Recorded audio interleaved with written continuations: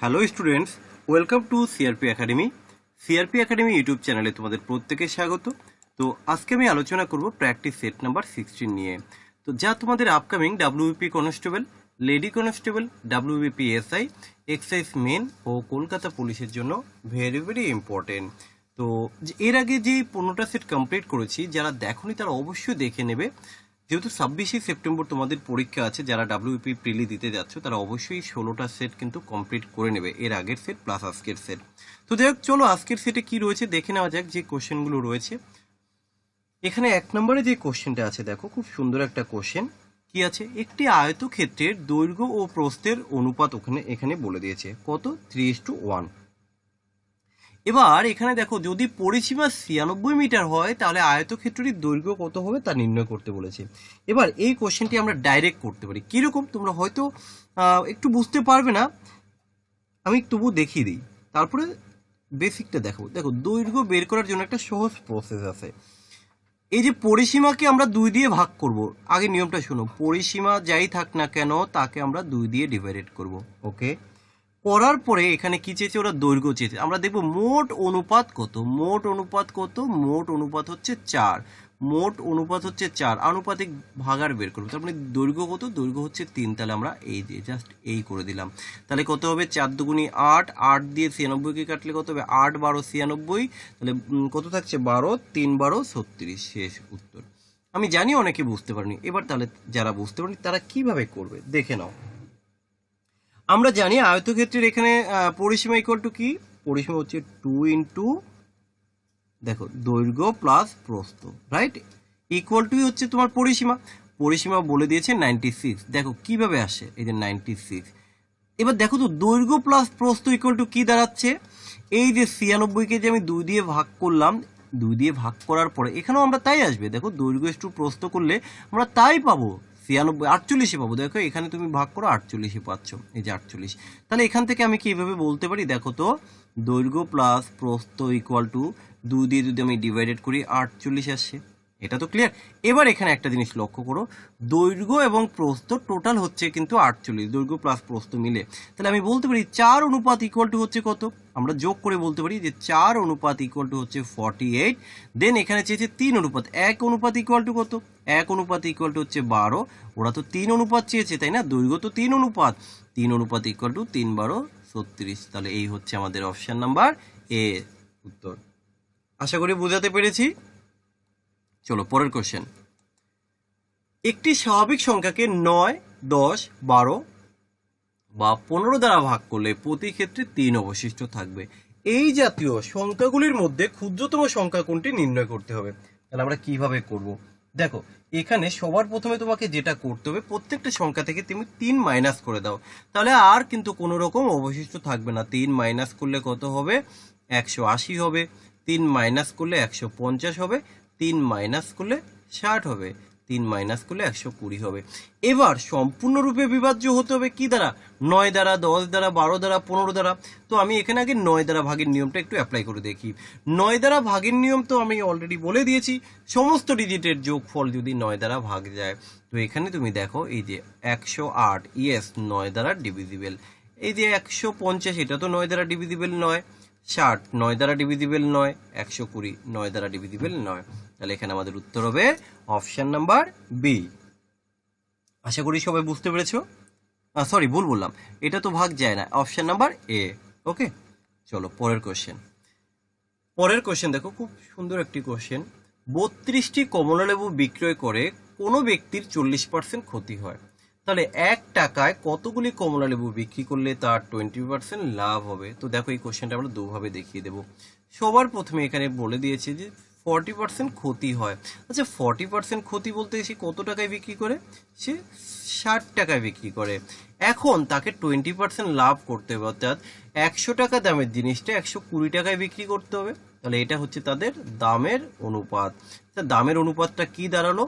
60 দিয়ে কাটলে 1:2। এটা যদি তার দামের অনুপাত হয়, আমরা জানি দামের সাথে পরিমাণের কি সম্পর্ক? ব্যস্ত সম্পর্ক হয়, তাই না? দাম যদি কমে যায় পরিমাণে বেশি পাবে, আর দাম যদি বেড়ে যায় পরিমাণে কম পাবে। তাহলে আমরা এখানে দেখব কোয়ান্টিটি, অর্থাৎ পরিমাণটা আমরা কিভাবে পাবো। তাহলে ঠিক ব্যস্ত অনুপাত কিভাবে রিভার্স হয়ে যাবে? তখন আমরা বলতে পারি 2:1 হয়ে যাবে। তাহলে আমাদের দাম যদি হয় আগে 60 টাকা, এখন দেখো 120 টাকা আমাকে বিক্রি করতে হবে, তাই না? কারণ আগে তো আমি লস খেয়েছিলাম।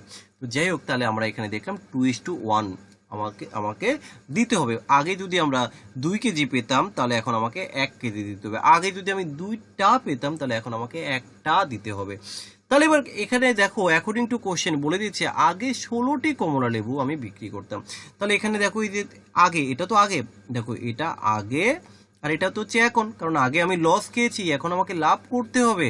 তাহলে আগে এখানে বলে দিয়েছে যে 32 তাহলে 2:32 1, তাহলে কত গুণ করলাম? 16 গুণ করলাম। এই 1:2 কত হবে? 16 গুণ করলে 16। তাহলে আমরা বলতে পারি এখানে যে এখন আমি যদি 1 টাকায় 16টি কমলা লেবু বিক্রি করি তাহলে আমার 20% লাভ হবে। এটা গেলো একটা মেথড। আমরা এটাকে আরেকটা ভাবে করতে পারি। কিভাবে দেখো, সবার প্রথমে আমি দেখব যে n1 into 100 plus minus equal to n2 into 100 plus minus. এবার দেখো এই সূত্রটা যদি তুমি মনে রাখতে পারো আরো ফাস্ট হবে। n1 বলতে প্রথম ক্ষেত্রে পরিমাণ কতটি? 32টি, ইন্টু এই যে 100 প্লাস মাইনাস করলাম। কেন করলাম? এখানে 40% ক্ষতি বলেছে, তাহলে 100 থেকে 40 বাদ দাও, তাহলে কত হবে? 60 হবে, তাই তো? আবার দেখো দ্বিতীয় ক্ষেত্রে n2 কতগুলো দেবো জানি না, কিন্তু এখানে 20% লাভ করতে বলেছে। আমি তো 100 প্লাস মাইনাস করেছি, তাহলে 100 এর সাথে 20 প্লাস করলে কত হবে? 120 হবে। আমার টার্গেট হচ্ছে n2 বের করা। কিভাবে বের করব? 60 দিয়ে যদি 120কে ডিভাইডেড করি 2 হয়, 2 দিয়ে যদি 30কে ডিভাইডেড করি 16 হবে। তাহলে আমরা এখান থেকেও কিন্তু উত্তর বলতে পারি 16। তাহলে তুমি যে কোনো একটা মেথডে করতে পারো। আমি চেষ্টা করেছি একটা জায়গায় বেসিক জিনিসটাকে বুঝিয়ে দেবার, আর একটা জায়গায় যে আমরা কিভাবে অল্প সময়ের মধ্যে উত্তর করবো সেই জায়গাটা আমি এখানে বোঝানোর চেষ্টা করলাম। এরপরেও যদি কারো কোনো রকম বুঝতে প্রবলেম হয় অবশ্যই সেটা তোমরা কমেন্ট সেকশনে জানাবে। চলো পরের কোশ্চেন কি আছে দেখো। রঞ্জিত 25 দিনের মধ্যে একটা কাজ সম্পূর্ণ করতে পারে, আর অঞ্জলি সেই একই কাজ 20 দিনের মধ্যে সম্পূর্ণ করতে পারে। তাহলে এখানে কি বললো? রঞ্জিত একটা কাজ 25 দিনের মধ্যে করে এবং অঞ্জলি 20 দিনের মধ্যে করতে পারে।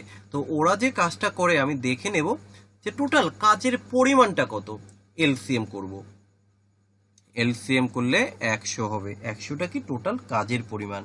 এবার আমরা এখানে যেটা করব যে এর এফিসিয়েন্সি কত আমরা দেখব। এ তো 25 দিনে করে 100 ইউনিট, এক এক দিনে 4 ইউনিট। এ 20 দিনে করে 100 ইউনিট, এক এক দিনে 5 ইউনিট। এবার কি বলেছে? তারা 5 দিন একসাথে কাজ করেছে। তাহলে দেখো তারা একসাথে একদিনে কত ইউনিট কাজ করে? একদিনে 5 আর 4 9 ইউনিট কাজ করে। কিন্তু তারা তো 5 দিন কাজ করেছিল একসাথে, তাহলে 5 দিনে কতটা কাজ করবে? 5 নং 45 ইউনিট। তাহলে 100 ইউনিট কাজের থেকে 45 ইউনিট বাদ দিয়ে দাও, থাকলো কত? থাকলো হচ্ছে তোমার 55 ইউনিট কাজ পড়ে থাকলো। এবার কি বলেছে? এবার এখান থেকে দেখো রঞ্জিত কিন্তু কাজ ছেড়ে চলে গেছে। এই যে রঞ্জিত এখন আর কাজ করবে না, ঠিক আছে ফাইন। তাহলে রঞ্জিত যে কাজ করবে না, তাহলে এখন যে কাজ রয়েছে এটা কে করবে? তাহলে এই যে 55 ইউনিট কাজ এটা কিন্তু এখন অঞ্জলি করবে। অঞ্জলি এক এক দিনে কত ইউনিট কাজ করে? 5 ইউনিট কাজ করে। তাহলে এই যে 55 ইউনিট কাজ করার জন্য তাকে 11 দিন সময় দিতে হবে। তাহলে আমরা এখান থেকে বলবো অঞ্জলি আর কত দিনের মধ্যে বাকি কাজ কমপ্লিট করবে? অঞ্জলি 11 দিনের মধ্যে বাকি কাজ কমপ্লিট করবে। আশা করি তোমরা বুঝতে পেরেছো। টাইম এন্ড ওয়ার্কের সমস্ত কোশ্চেন তোমরা এই এলসিএম মেথডেই করতে পারবে। পরের কোশ্চেন কি আছে? দুইটি সংখ্যার লসাগু এবং গসাগু যথাক্রমে এখানে দিয়ে দিয়েছে। একটি সংখ্যা যদি 672 হয় দেন দ্বিতীয় সংখ্যা কত? আমরা জানি, কি জানি? লসাগু ইন্টু গসাগু সমান সমান হচ্ছে সংখ্যা দুটির গুণফল, অর্থাৎ একটি সংখ্যা ইন্টু অপর সংখ্যা। তো এখানে লসাগু কত? লসাগু হচ্ছে 4284 লসাগু, ইন্টু গসাগু, গসাগু কত? 32, ইকুয়াল টু একটি সংখ্যা, তো একটি সংখ্যা তো বলে দিয়েছে কত? 672 ইন্টু অপর সংখ্যা। অপর সংখ্যা জানি না, সো সেটাখানে তুমি অপর সংখ্যা ধরো বা এক্স ধরো, কোনো ব্যাপার নেই, কিন্তু তোমাকে তো এটাই বের করতে হবে। তাহলে আলটিমেটলি এক্স কি করে হবে? এক্স ইকুয়াল টু আমরা এই যে 672 এর নিচে তুমি বসিয়ে দাও, 672 এর নিচে তুমি বসিয়ে দাও। এবার আমরা কি করব? ক্যালকুলেশন করতে হবে। দেখো আমি এখানে 2 দিয়ে কাটবো, 2 দিয়ে কাটলে 3 হবে, 2 দিয়ে কাটলে 36 দুগুণী 72, 2 দিয়ে কাটলে কত হবে 16 হবে, আবার 2 দিয়ে কাটবো, 2 দিয়ে কাটলে কত হবে, 2 দিয়ে কাটলে হবে 16, 16 দুগুনি 32, 16 2 দিয়ে কাটলে 8 হবে, ওকে 16। আচ্ছা 2 দিয়ে কাটলে কত হবে 8 হবে। আর কি করা যায়, এখানে তুমি আরেকটা কাজ করো, আমরা 2 দিয়ে একটু কেটে দেখি, ছোট হবে। আচ্ছা 4 দিয়ে কাটো, 4 দিয়ে কাটলে 4 4 16, 4 দুগুনি 8, 4 দিয়ে কাটলে কত হবে 2 হবে, 2 দিয়ে কাটলে কত হয় 21 হয়। এবার 21 দিয়ে যদি আমরা একে কাটি কত হবে, 21 দুগুনি 42, 21 4 21 84। Option number C is the correct answer, okay. এবার আমরা পরের কোশ্চেনে যাব। পরের কোশ্চেন কি আছে দেখো, 10 বছরে বার্ষিক 6% সরল সুদের হারে 120 টাকার সুদ আসল প্রাপ্ত হলে মূলধন কত। তাহলে এখানে কি বলে দিয়েছে যে মূলধনটা কত তোমাকে বের করতে হবে, তাই তো। এখানে কোশ্চেনে একটু মিস্টেক ছিল, আমি ঠিক করে দিলাম কোশ্চেনটি। 10 বছরে বার্ষিক 6% সরল সুদের হারে 120 টাকার সুদ আসল কত হবে। তাহলে এরা এখানে সুদ আসল জানতে চেয়েছে। তাহলে দেখো এই যে এক এক বছরে তুমি 6 টাকা পাবে শতকরা, তাহলে 10 বছরে কত টাকা পাবে, 10 বছরে তুমি কিন্তু 60 টাকা পাবে। 60 টাকা পাবে কত টাকার জন্য, দেখো 100 টাকার জন্য, 100 টাকার জন্য। তাহলে আমরা এইভাবে বলতে পারি যে তোমার প্রিন্সিপাল যদি হয় 100 টাকা, তুমি সুদ আসল অর্থাৎ অ্যামাউন্টটা কত হবে 60 টাকা, তো ইন্টারেস্ট 160 টাকা হবে। কিন্তু এখানে বলেছে 120 টাকার জন্য কত হবে, তাহলে আমরা এখানে বের করব 120 এর জন্য কত হয়। তাহলে 100 এর জন্য যদি 160 হয়, 120 এর জন্য কত, তুমি ঐকিক নিয়মে বের করো। কিভাবে বের করবে, 160 ইন্টু 120 ডিভাইডেড বাই হচ্ছে 100। এবার আমরা কি করব, 2 শূন্য কেটে দিলাম। এবার এখানে দেখো আমরা ক্যালকুলেশনটা করে নেব। কত, 16 এর সাথে যদি 12 গুণ করি, 6 দুগুণি 12, 2 হাতে আছে 1, 2 ওকে 2, আর 6 ওকে 6, 6 আর 2 8, 8 আর এখানে আমরা কত করলাম, 8 আর 1 9, ওকে হাতে আছে 1, তাহলে 1 ওকে 1, তাহলে এখানে হাতে নেই সরি। তাহলে এখানে আমরা দেখলাম 16 সাথে যদি 12 গুণ করা হয় আমাদের 192 হলো, তাই তো।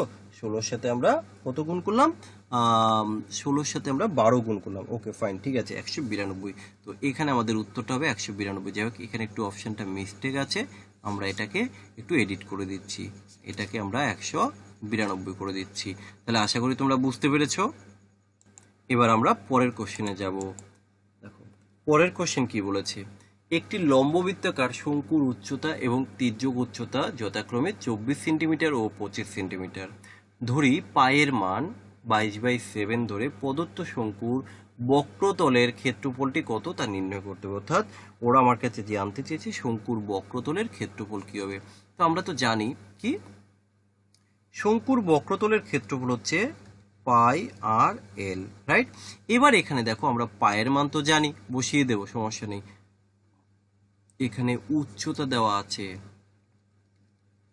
24 সেমি, তির্যক উচ্চতাকে আমরা এল দ্বারা প্রকাশ করি, তাই না, তির্যক উচ্চতা এল দ্বারা প্রকাশ করি 25। কিন্তু এখানে যেটা দরকার, আমরা দেখতে পাচ্ছি আর তো নেই, আর কোথায় পাবো, এই আর দরকার। কিন্তু আমরা এখানে আর বের করতে পারবো, আর বের করার একটা সূত্র আছে, কি আমরা জানি যে আর তো আর কি করে বেরোবো, দেখো আমরা জানি এল স্কোয়ার ইকুয়াল টু হচ্ছে S square plus r square. তাহলে এখান থেকে এল ইকুয়াল টু আমি এইভাবে লিখতে পারি root over s square plus r square. তাহলে এস স্কোয়ার কত, 24-এর স্কোয়ার, 24-এর স্কোয়ার করলে তো তোমার কত হবে, একবারে যদি আমরা বের করি, ও সরি এখানে তো আমাকে আর বের করতে হবে। তাহলে আমরা এটাকে ঠিক আছে, এটা আমরা একটু ভুলই করলাম, এখানে তো আর চেয়েছে, আমি এলটা বের করে ফেলছিলাম। তাহলে আমরা এখানে দেখাই যে এল এর স্কোয়ার, এল এর স্কোয়ার তো হচ্ছে 25-এর স্কোয়ার, তাহলে আমরা এখানে 25-এর স্কোয়ার লিখবো 625 ইকুয়াল টু এইস এর স্কোয়ার অর্থাৎ 24-এর স্কোয়ার কত 576 প্লাস হচ্ছে আর স্কোয়ার, আমার আর দরকার। তাহলে আমি এখান থেকে আর স্কোয়ার ইকুয়াল টু কি লিখতে পারি, 625 মাইনাস হচ্ছে 576, এটাকে আমরা মাইনাস করলে কত পাবো 49। আর স্কোয়ার যদি হয় 49, দেন আর ইকুয়াল টু 7। তাহলে দেখো এখানে আমরা কিন্তু আর এর মানও পেয়ে গেলাম। এই আর বের করার জন্যই কিন্তু এই কোশ্চেনটি।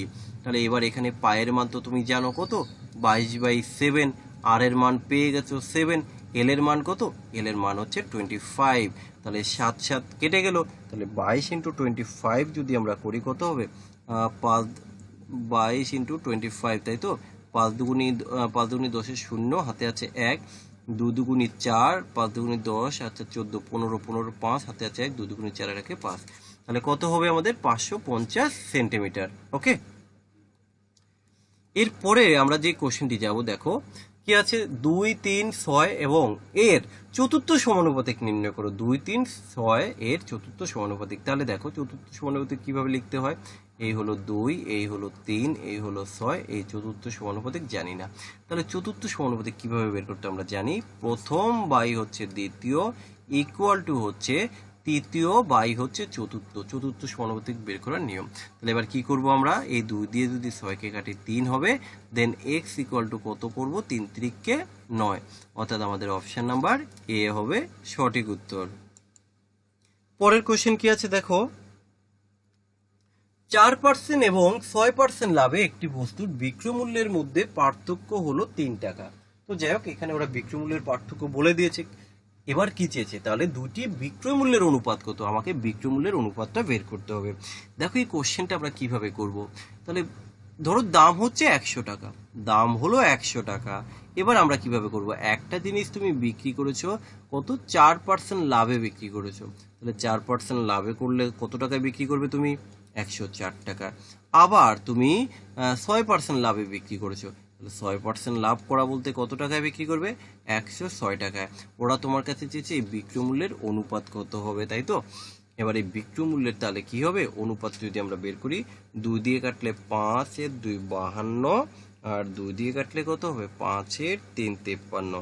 তাহলে আমাদের উত্তর হয়ে যাবে 52:53। আশা করি তোমরা বুঝতে পেরেছো। অপশন নাম্বার সি হচ্ছে সঠিক উত্তর। এখানে দেখো এই যে একটি বস্তুর বিক্রয় মূল্যের মধ্যে নগদ পার্থক্য 3 টাকা, এটা কিন্তু আর আমার কোনো প্রয়োজনই আসছে না।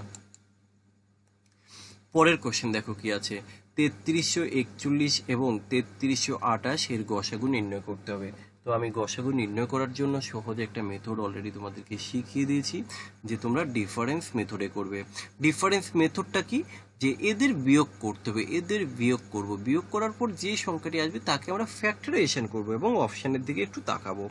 তাহলে এখানে যে সংখ্যাটি রয়েছে কি আছে দেখো, যে 3341 থেকে যদি 28 বাদ দিই, 8 আছে 11 সমান 8, 9 10 11, 3 হাতে আছে 1, 1 আর 2 3, 3 আছে 4 সমান 1 হলে, তাহলে এবার একটা জিনিস লক্ষ্য করি, 13 এসছে আমাদের ডিফারেন্স। 13কে ফ্যাক্টরাইজেশন করলে তো 1 আর 13 ছাড়া কিছুই সম্ভব না। তাহলে অপশানে কি রয়েছে দেখো, অপশানে 13 রয়েছে। তাহলে আমি কিন্তু দেখেই উত্তর করে দেবো, হ্যাঁ আমার এদের গসাগুটা 13ই কিন্তু হবে, অন্য কোনো সংখ্যা হবে না। পরের কোশ্চেন কি আছে দেখো, কিরণ 15% ক্ষতিতে একটি বাস 18,700 টাকায় বিক্রি করেছিলেন। তাহলে 15% লাভের জন্য বাসটি কত টাকায় বিক্রি করা উচিত, কিভাবে করব। আচ্ছা, সে 15% ক্ষতিতে বিক্রি করেছে। 15% ক্ষতি বলতে যদি কোনো কিছু দাম হয় 100 টাকা, 15% ক্ষতি, তাহলে সে 75 টাকায় আমি বিক্রি করেছি, রাইট। এই যে 75 টাকা বা 75, আমি যদি পার্সেন্টেজ হিসেবে বলি, 75%-এর জন্যই কিন্তু তার 18,700 টাকা বিক্রয় মূল্য। এখন তাকে 15% লাভ করতে হতো, 100 টাকা দামের জিনিসটা 115 টাকা বা 115% আমাকে বের করতে হবে। কি করে বের করবে তুমি, 18,700 ইন্টু 115 ডিভাইডেড বাই হচ্ছে 75। তুমি এটার ক্যালকুলেশন করো, উত্তর দেখবে চলে আসবে। কত হবে, আচ্ছা আমরা যদি 5 দিয়ে কাটি, 5 15 75, 5 দিয়ে কাটলে 5 দুগুনি 10, 5 3 15। আচ্ছা 5 দিয়ে যদি কাটি 3 হবে, তাই তো। 5 দিয়ে কাটলে 3, 5 দিয়ে কাটলে কত হয়, 5 3 15, 37, 5 7 35, 40। এবার 3 দিয়ে কি যাবে, আচ্ছা 3 দিয়ে তো যাবে না, তাহলে তো এখানে পয়েন্টে চলে আসে। আমরা কি ঠিকঠাক করছি তো, সরি আমি তো ভুল করলাম ভাই। এখানে 15% ক্ষতি, 15% তো 85 হয়, তাই না। আমি 75 কেন নিলাম, সরি খুব মিস্টেক করে ফেললাম। যাই হোক, এখানে আমাদের 85 হবে। আমি এই লেখাটাকে আর একটু ঠিক করে দিই ভাই, খুবই দুঃখিত, একটু মিস্টেক হয়ে গেছে। তাহলে এখানে 15%, তাই তো 85 হবে। তাহলে আমরা কি করব, 18,700 ইন্টু কত লিখবো আমরা, 115 ডিভাইডেড বাই হচ্ছে 85। এবার আশা করি উত্তর চলে আসবে। তাহলে আমরা কি করব, দেখো আমি একবারে করে দিচ্ছি, 18,700।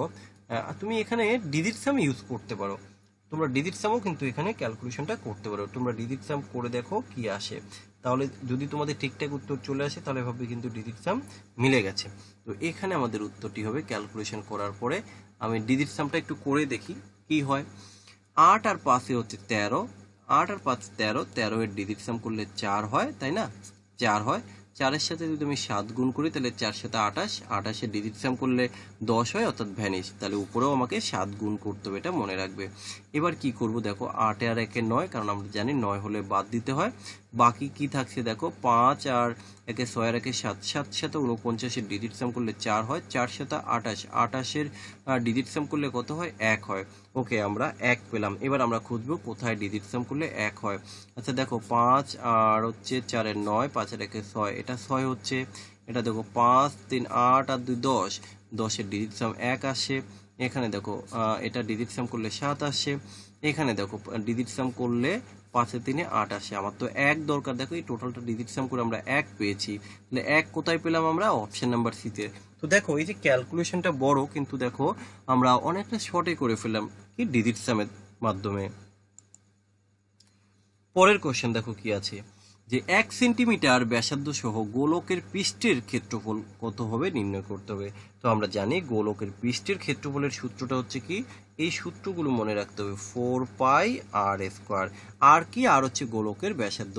এখানে ব্যাসার্ধ কত বলে দিয়েছে? 1 সেন্টিমিটার বলে দিয়েছে কিন্তু, তাই না? তাহলে আমরা এবার এখানে জাস্ট মানটা বসিয়ে দেবো, 4 ইন্টু, তাহলে এই কোশ্চেনটা কেন পরীক্ষায় আসবে, এই সূত্রটা তুমি জানো কিনা এটাই হচ্ছে মেন। আর 1 এর স্কয়ার করলে তো একই হয়, তাহলে 4/6 88 বাই হচ্ছে 7, এই যে 88 বাই হচ্ছে 7। ওকে, পরের কোশ্চেন দেখো কি বলেছে, 210 টাকাকে 2:3:4:5 অনুপাতে ভাগ করো এবং তাতে দেখো যে কোথায় বা পরিমাণগুলো কি হবে। এই কোশ্চেনটা তোমরা করতে পারো, কিন্তু আমি তোমাদেরকে সাজেস্ট করবো এটাই, তোমরা না অপশান টেস্ট করে করো। অপশান টেস্ট করে করলে সব থেকে সহজে উত্তর চলে আসবে। কেমনভাবে? এই দেখো, এটা প্রথম, এটা দ্বিতীয়, এটা তৃতীয়, এটা চতুর্থ। তাহলে সবার প্রথমে আমি চেক করব যে 2, তার মানে প্রথমে যেটা উত্তর হবে 2 এর রেশিও হবে, তা 2 এর রেশিও এটা হতে পারে, এটা হতে পারে, এটা কিন্তু হতে পারে না, এটা হতে পারে না। তাহলে এই টোটালটাই কিন্তু আর উত্তর হলো না। তারপরে দেখো দ্বিতীয়টা 3 এর রেশিও, 3 এর রেশিও উত্তর হতে হবে। 3 এর রেশিও দেখো 40, কিন্তু কখনো 3 এর রেশিও হতে পারে না, এটা বাদ। তারপরটা দেখবো, তারপরটা 4 এর রেশিও হবে, 4 এর রেশিও কিন্তু কখনো 65 হতে পারে না, তাহলে এখানে কিন্তু উত্তর এসে গেল। তো এগুলো হচ্ছে কি বলতো, কনসেপ্ট। জাস্ট তোমার যদি কনসেপ্ট ক্লিয়ার থাকে যে কোথায় কিভাবে আমরা করবো, এগুলো দেখিয়ে বলা যায়। যারা এটা বুঝতে পারেনি তারা দেখো এবার বুঝবে কি করবে, মোট অনুপাত করবে। তাহলে দেখো এখানে অনুপাত আছে 2:3:4:5, তাহলে মোট কত? 5 আর 4 9, 9 আর 3 12, আর 12 13 14, তাহলে 14 ইকুয়াল টু, তোমরা এবার করবে 210, 1 ইকুয়াল টু কত হবে, তারপরে তুমি বের করবে 2 ইকুয়াল টু কত। আচ্ছা 1 ইকুয়াল টু কত হয় আমরা দেখে নিই, 210কে 14 দিয়ে ডিভাইডেড করো। 210কে যদি তুমি 14 দিয়ে ডিভাইডেড করো কত হবে? 210কে 14 দিয়ে ডিভাইডেড করলে 14 ইন্টু 15 করলে 210, তাহলে আমরা এখানে 15 পেলাম। তাহলে 1 রেশিও যদি 15 হয়, 2 ratio equal to 30, 3 ratio equal to হচ্ছে 45, 4 রেশিও হচ্ছে 60, 5 রেশিও হচ্ছে 5 15 75। এইভাবে করলাম। তা তুমি যেইভাবে খুশি ভাই করতে পারো, তোমার উপর ডিপেন্ড করে যে তুমি কিভাবে করবে। ওকে, নেক্সট কোশ্চেন দেখো, এই যে কোশ্চেন নাম্বার 14, আমি কিন্তু এর আগের ক্লাসে আমরা HW হিসেবে রেখেছিলাম। তো যাই হোক, আমি দেখেছি তোমরা বেশ কয়েকজন আছো যারা সঠিক উত্তর দিয়েছো এবং বাকিরা কিন্তু সঠিক উত্তর দিতে পারোনি। তো যারা পারোনি তারা এবার এখানে দেখে নাও কিভাবে করবে। কি বলেছে, একটি পরীক্ষায় 17% পরীক্ষার্থী ফেল করেছে বাংলায় এবং 18% পরীক্ষার্থী ইংরেজিতে ফেল করেছে। যদি 5% পরীক্ষার্থী বাংলা ও ইংরেজি দুই বিষয়ে ফেল করে থাকে, তাহলে ওই দুই বিষয়ে যারা পাস করেছে তাদের শতকরা হার কত। এবার দেখো এখানে আমরা কিভাবে করব। শুধুমাত্র বাংলায় কত করেছে সেটাকে দেখো তো, শুধুমাত্র বাংলায় ফেল। বাংলায় তো টোটাল দেখো এখানে 17%, কিন্তু এই 5% তো হচ্ছে দুটোর মধ্যেই রয়েছে। আগে আমি একটু ডিটেলসটা বোঝাবো। তাহলে শুধুমাত্র বাংলায় পাস করেছে 17, কি ফেল করেছে 17 মাইনাস 5% সমান সমান হচ্ছে 12%। শুধুমাত্র ইংরেজিতে কত পার্সেন্ট ফেল করেছে? ইংরেজিতে হচ্ছে 18%, আর এই যে 5% তো উভয় ক্ষেত্রে রয়েছে, তাহলে কত হবে? 13%, তাই না? তাহলে এবার দেখো আবার দুই বিষয়ে, যে উভয় বিষয় হচ্ছে 5%। তাহলে এবার আমরা দেখে নেব টোটাল ফেল করেছে কত। তাহলে 12 আর 3 15, 25, 30% ফেল করেছে। তা 30% যদি তোমার ফেল করে 100-এর মধ্যে, তাহলে পাস কত হয় যে 5, 100 মাইনাস হচ্ছে 30, তাহলে 70% পাস। আমরা এইভাবে উত্তর করতে পারি। এবার দেখো এটাকে যদি আমরা একটু ডায়াগ্রামের মাধ্যমে দেখাই, ভেন ডায়াগ্রাম কেমন হয়। 17%, এই যে 17% হচ্ছে বাংলা, আবার দেখো এই যে 18%, এই 18% হচ্ছে ইংরেজিতে, এই 5% হচ্ছে উভয়ের মধ্যে রয়েছে। তাহলে এবার এই 5 দুবার ক্যালকুলেশন হয়ে গেল না, তাহলে তুমি এইভাবে ধরতে পারো, এই 17 ধরো সম্পূর্ণটা, আর এখানে কিন্তু তুমি 5 ধরো, তাহলে 17 আর 5 হতো 22। এবার এখানে কিন্তু 18 ধরা যাবে না, কারণ এই 5 তো আলাদা কাউন্ট করে নিয়েছো, এর থেকে 5 বাদ দিয়ে দাও, তাহলে বাদ দিলেই কিন্তু তুমি দেখবে ওই কত পাবে, যে এখানে তুমি 17টা নিয়ে নিলে, এখানে 5 নিয়ে নিলে 22 হয়ে গেল, তাই তো। আর এখান থেকে তাহলে আমরা কত বাদ দিয়ে দেবো, কারণ এটা কিন্তু উভয় ক্ষেত্রে রাখা যাবে না। তুমি বা ডাইরেক্ট এইভাবেও করতে পারো, 17 আর হচ্ছে 18, এই দুটোকে যোগ করে দেবো মোট। এবার এই 5 একবার কাউন্ট করবো আমরা, মাইনাস করে দেবো, কারণ উভয় ক্ষেত্রে রাখা যাবে না। তাহলে 18 আর 17 কত, 35, তার থেকে 5 বাদ দিয়ে দাও, 5 দিলে কত হয় 30। তাহলে আমরা কি করলাম, 17 প্লাস হচ্ছে 18 বাই করে দেবো 5, যেটা উভয় ক্ষেত্রে থাকবে সেটা তুমি মাইনাস করে দেবে। ঠিক আছে, তাহলে এখানে উত্তর হবে অপশন নাম্বার ডি। পরের কোশ্চেন দেখো কি আছে। একটি বিদ্যালয়ের ছাত্র সংখ্যা ও ছাত্রী সংখ্যার অনুপাত বলে দিয়েছে 3:2। তাহলে আমরা লিখবো, এই হলো ছাত্র আর এই হলো ছাত্রী, কত এটা 3:2। এবার একটা জিনিস আগে বলে রাখি, যদি কখনো দেখো যে রেশিও দেওয়া আছে এবং তাকে যদি পার্সেন্টেজ ইনক্রিজ বা ডিক্রিজ করা হয়, বাড়ানো বা কমানো হয়, তাহলে কিন্তু আমরা সেখানে 3 বা যে অনুপাতটা দেবে সেটা ধরে করবো না, আমরা চেষ্টা করবো একটু সংখ্যাটাকে বাড়িয়ে ধরার। তাহলে কি হবে, আমাদের পার্সেন্টেজ বের করতে সুবিধা হবে। যেমন দেখো, যদি ছাত্রদের 20% এবং ছাত্রীদের 30% বৃত্তিধারী হয়, তবে শতকরা কত ভাগ শিক্ষার্থী বৃত্তি পাননি, তাহলে কত পায়নি সেটা আমাকে চেয়েছে। এবার দেখো 20% তো পেয়েছে, তাহলে পায়নি কত, 80 পায়নি। এখানে 70% পেয়েছে, তাহলে পায়নি কত, সরি 30% পেয়েছে, পায়নি কত, 70%। এবার এখন এই 3-এর 80% বের করা ঝামেলা না, আমি এক কাজ করি, 300 ধরি, এখানে 200 ধরি, টোটাল কত, টোটাল হচ্ছে 500। ওকে, এবার একটা জিনিস লক্ষ্য করো, এই যে ছাত্রদের মধ্যে ওরা চেয়েছে কত পায়নি, তা পেয়েছে তো 20, তাহলে পায়নি কত, 80%। তাহলে 300-এর 80 কত হবে, 3 এটা 24, 240, তাহলে 240 জন পায়নি। আর ছাত্রীদের মধ্যে দেখো 30% পেয়েছে, তাহলে পায়নি কত, 70%। তাহলে কত হবে, 7 দুগুণে 14, 140। তাহলে টোটাল কতজন পায়নি, এটা কিন্তু পায়নি, কেমন, এটা পায়নি 240, 300, 380, এই যে 380। তাহলে এখানে তুমি দেখো তো 500 জনের মধ্যে 380 জন পায়নি, তাই তো। তাহলে ওরা কিন্তু শতকরা চেয়েছে। তাহলে একটা জিনিস কাজ করো, এই শূন্য কেটে দাও। তাহলে এবার আমি বলতে পারি তো, এই যে 50-এর মধ্যে 38 জন তোমার পায়নি, 50-এর মধ্যে যদি 38 জন না পায়, তাহলে 50-এর ডাবল কত, 100, তাহলে 100, 38-এর ডাবল কত, শতকরা চেয়েছে, এই যে 50-এ আমি বের করেছিলাম, তাই আমি শতকরা বের করছি, ডাবল করে দিলাম, 38 দুগুণী কত, 8 দুগুণী 16, 6, 3 দুগুণী 6, 1 76%। ভাই 50-এ যদি 38 হয়, 100 হচ্ছে 76%। ওকে, পরের কোশ্চেন দেখো কি আছে। দুইটি সংখ্যার সমষ্টি হচ্ছে 25 এবং দুইটি সংখ্যার পার্থক্য হলো 13, তাহলে সংখ্যা দুটির গুণফল কত। তাহলে আমরা কিভাবে করব, দেখো দুইটি সংখ্যার সমষ্টি অর্থাৎ x plus y equal to হচ্ছে 25, দুইটি সংখ্যার পার্থক্য অর্থাৎ x মাইনাস ওয়াই হচ্ছে 13। এবার কি বলেছে, সংখ্যা দুটির গুণফল এক্স ওয়াই। এবার এখানে কিছু সূত্র তোমাকে জানতে হবে, এক্স ওয়াই ওরা চেয়েছে, তাই তো। এক্স ওয়াই এর একটা সূত্র আছে, কি সূত্র বলো তো, এক্স ওয়াই হচ্ছে এক্স প্লাস ওয়াই তার whole square minus x minus y তার হোল স্কোয়ার বাই, আমি একবারে করে দিই 4। এবার এখানে জাস্ট তুমি মানটাকে বসিয়ে দাও। আচ্ছা দেখো, এক্স প্লাস ওয়াই তার স্কোয়ার, তাহলে এক্স প্লাস ওয়াই তার স্কোয়ার করলে কত হবে, 25-এর স্কোয়ার, তাহলে আমরা ডাইরেক্ট 625 লিখতে পারি, মাইনাস এক্স মাইনাস ওয়াই অর্থাৎ 113-এর স্কোয়ার অর্থাৎ 169 ডিভাইডেড বাই 4। এবার আমরা এটাকে মাইনাস করব, কত হবে, 9 আছে 15 সমান, 9 আছে 15 সমান 6 হলে হাতে 1, 7 আছে 12 সমান 5 হলে হাতে আছে 1, 2 আছে 6 সমান 4 হলে, ওকে, ডিভাইডেড বাই 4, 4 দিয়ে ভাগ করো, 4 কে 4, 4 কে 4, 4 4-এ 16, তাহলে 114 কিন্তু আমি পেলাম। তাহলে এখান থেকে আমরা উত্তর করতে পারি অপশন নাম্বার বি। এবার বিষয় হচ্ছে, এই যে সূত্র যদি তুমি না জানো তাহলে তো করতে পারবে না, নাহলে কিন্তু অনেকটা বড় হয়ে যাবে। তো চেষ্টা করবে এই সূত্রগুলো একটু মনে রাখার, তাহলে কি হবে, তোমরা ইজিলি অনেক কোশ্চেন সলভ করে নিতে পারবে। অ্যালজেব্রার যে সূত্রগুলো রয়েছে তোমরা জানো কিনা একটু আমাকে কমেন্ট সেকশনে জানিয়ে দিও। যদি তোমরা না জেনে থাকো আমি পরের ক্লাসে চেষ্টা করব সেই সূত্রগুলি সমস্ত রাখার, যাতে তোমরা সেই সূত্রগুলিকে মুখস্থ করে রাখতে পারো। এই যে এরকম দেখবে অনেক কনসেপ্ট বা অনেক ট্রিক্স কাজে লাগবে সূত্রগুলো যদি তোমরা জেনে রাখতে পারো। তো যাই হোক, আজকের ভিডিও এই অবধি, আমি আর বেশি ভিডিও লং করছি না। ক্লাসটি তোমাদের কেমন লাগে প্লিজ একটু জানিও।